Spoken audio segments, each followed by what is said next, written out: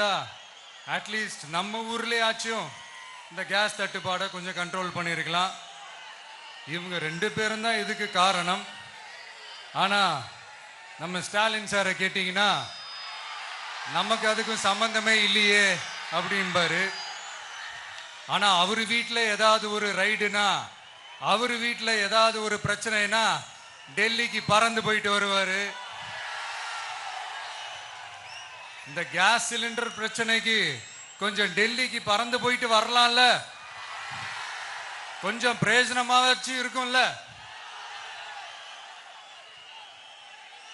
Case சிலிண்டருக்கு மானியமா 100 ரூபாய் தருவேன்னு சொன்னீங்களே,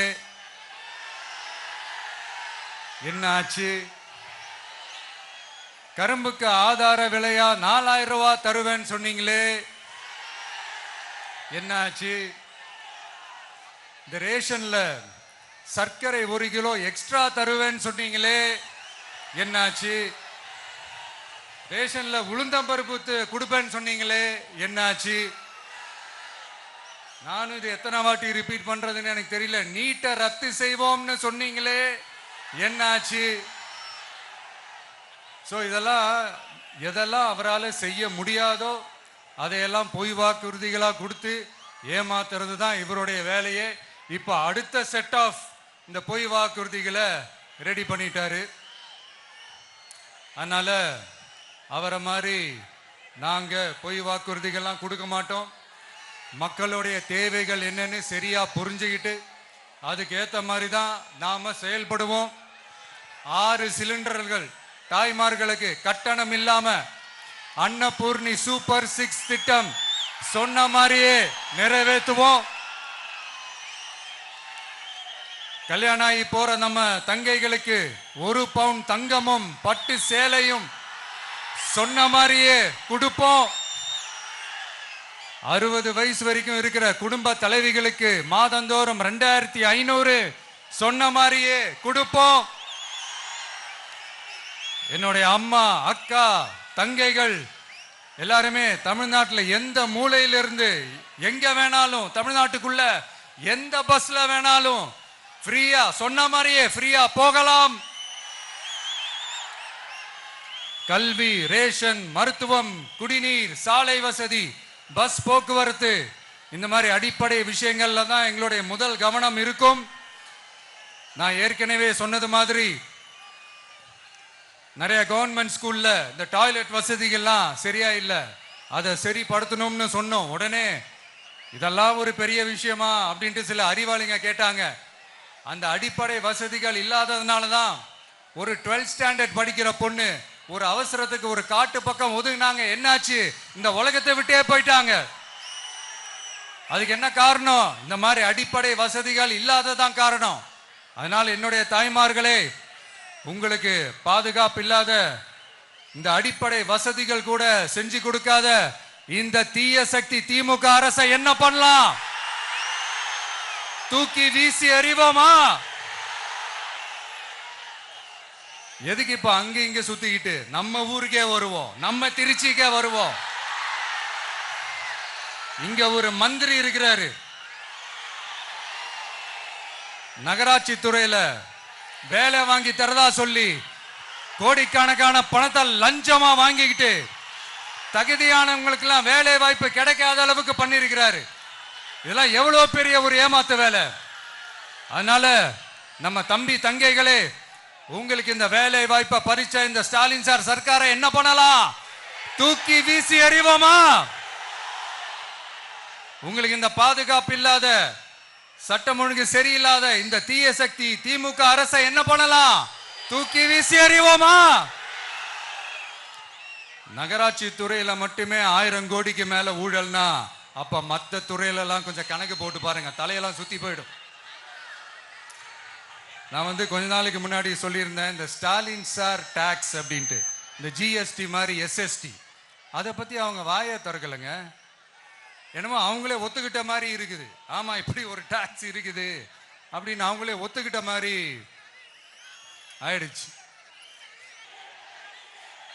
இந்த கல்லூரி பேராசிரியர்கள், கல்லூரி உதவி பேராசிரியர்களுக்கு அந்த போஸ்டிங்க்கு 2000 பேருக்கு மேல அந்த வேலை கொடுப்போம்னு சொன்னாங்க. கடைசியில் எத்தனை பேருக்கு கொடுத்தாங்க தெரியுமா? வெறும் 5 பேருக்கு. 2000 எங்க, இந்த 5 எங்க? அதனால இதெல்லாம் வெறும் அறிவிப்புகள் மட்டும்தான். இது மாதிரி லட்சக்கணக்கான காலி பணியிடங்களை நிரப்புவோம்னு சொன்னாங்க. அதுவும் என்ன ஆச்சுன்னு தெரியல. இதெல்லாம் வெறும் அறிவிப்புகள் மட்டும்தான். இதனால ஒரு யூஸுமே கிடையாது. யூஸ்லெஸ் கவர்மெண்ட் இது. அது மாதிரி 100% ஒரு நியாயமான ஒரு ஆட்சியை நாம கொடுப்போம்ங்க. 100% நீங்க இந்த விஜய நம்பலாமுங்க. நீங்க நம்புறீங்கன்னு எனக்கு தெரியும். அதனாலதான் என்னுடைய சொந்த பந்தங்களாகிய உங்ககிட்ட எனக்கு அந்த உரிமை இருக்கு. எனக்கு ஒரு வாய்ப்பு கொடுங்க, எனக்கு ஒரு சான்ஸ் கொடுங்கன்னு உங்ககிட்ட கேட்காம வேற யாருக்கிட்ட நான் கேட்பேன்? அதனால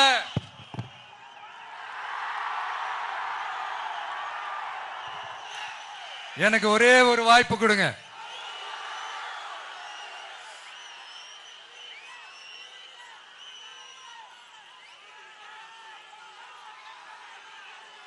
இருந்தாலும் ரொம்ப முக்கியமா ஒன்ன நீங்க ஆழமா மனசுல வச்சுக்கணும். இந்த எலெக்ஷன்ல திமுக ஏலத்தில் எடுத்திருக்கிற கல்லாப்பெட்டி கூட்டணியோட சேர்ந்து, அப்புறம் நாம ஏற்கனவே சொன்னோமே அந்த மற்றும் பலர் கூட்டணின்னு ஒண்ணு இருக்குல்ல, அவங்களோடும் கள்ள கூட்டணி போட்டுக்கிட்டு எல்லாரும் முன்னா சேர்ந்துக்கிட்டு நம்மள உங்க விஜய எப்படியெல்லாம் எதிர்க்கிறாங்கன்னு நான் சொல்லிதான் உங்களுக்கு தெரியணும்னு அவசியம் இல்லை. இந்த கரூர் நிகழ்ச்சி சூழ்ச்சின்னு பலர் சொல்றது மாதிரி நம்ம கடைசி படமான ஜனநாயகன், அதான் நம்ம மனசுக்கு நெருக்கமான உங்க எல்லாரோடும் நமக்கு இருக்கிற பூர்வ ஜென்ம பந்தத்தை இன்னமும் எங்க இறுக்கமா மாத்திடுமோன்னு, எங்க அது இந்த தேர்தலில் நமக்கு மிகப்பெரிய ஆயுதமா மாறிடுமோன்னு ஒரு கூட்டு சூழ்ச்சி, அதோட இன்னும் பல பல சூழ்ச்சிகள். அதனால உங்க மகன், உங்க அண்ணன், உங்க தம்பி, உங்க விஜய் கேட்கிறேன், உங்களுக்காக நீதி கேட்க வந்த எனக்கும் சேர்த்துதான் நீதி வேண்டும். அவங்க கொள்ளையடிக்க இதுவரைக்கும் எப்படி உங்களை ஏமாத்திட்டு இருக்காங்க தெரியுமா? இந்த காங்கிரஸ்ல இருக்கிற சிலரை கையில பணப்பையில போட்டுக்கிட்டு சிறுபான்மை மக்களை ஏமாத்த ஒரு நேரடி பாதி கதர் கூட்டணி, அப்புறம் இந்த மற்றும் பலர் கூட்டணின்னு ஒண்ணு இருக்குல்ல, அதோட டெல்லி ஓனரோட ஒரு கொள்ளைப்புற கள்ள கூட்டணி, அதாவது பாதி காவி கூட்டணி. கொள்கை கொள்கைன்னு ஏமாத்துறாங்க. அதனால இந்த திமுகவையும் நம்பாதீங்க, இந்த பாஜகவையும் நம்பாதீங்க. 2 பேரும் வேற வேற கூட்டணி எல்லாம் கிடையாது, ஒரே கூட்டணி தான். 2 பேரையும் நம்பாதீங்க. இதுல எந்த டவுட்டும் உங்களுக்கு வேணாம். நீங்க திமுகவுக்கு ஓட்டு போட்டாலும் சரி, அந்த மற்றும் பலருக்கு நீங்க ஓட்டு போட்டாலும் சரி, நீங்க யாருக்கு ஓட்டு போடுறதுக்கு சமம்னு நீங்களே புரிஞ்சுக்கோங்க. அதனால இந்த வரப்போற தேர்தலில் டிவிகேக்கு உங்க சப்போர்ட்டை கொடுங்க. இன்னும் பல வருஷத்துக்கு தமிழ்நாடு சூப்பரா இருக்கும்.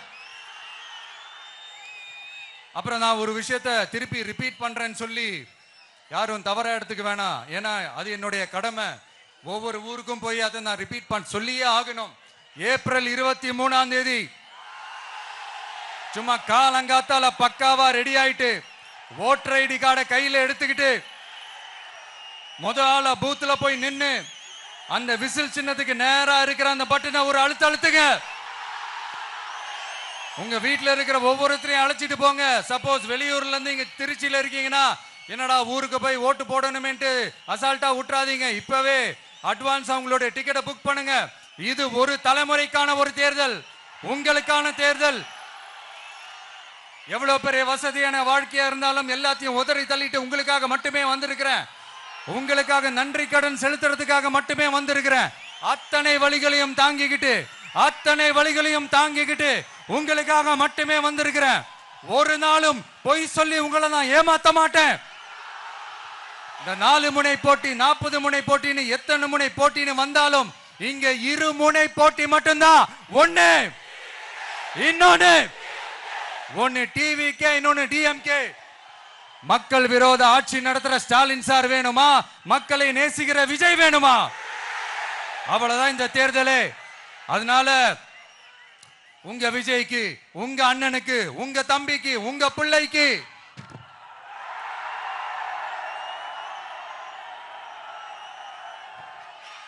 ஒரே ஒரு வாய்ப்பு கொடுங்க. தயவு செஞ்சு விசில் சின்னத்துக்கு ஓட்டு போடுங்க. இது ஒரு விசில் புரட்சி தேர்தலா இருக்கணும். இங்க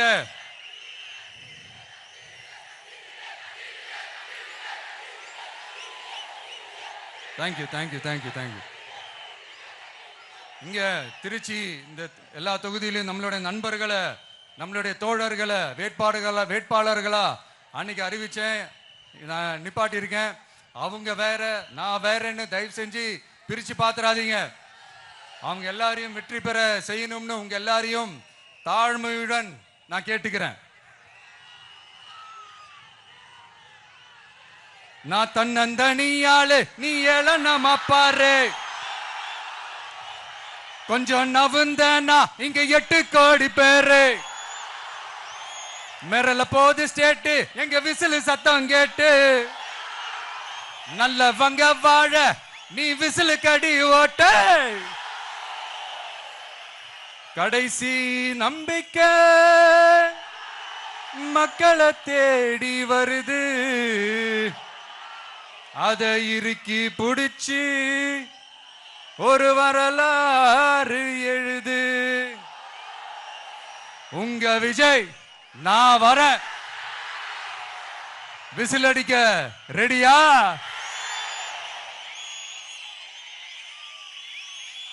கான்பிடண்டா இருங்க. நல்லதே நடக்கும். வெற்றி நிச்சயம். மீண்டும் சந்திக்கும் வரை நன்றி, வணக்கம்.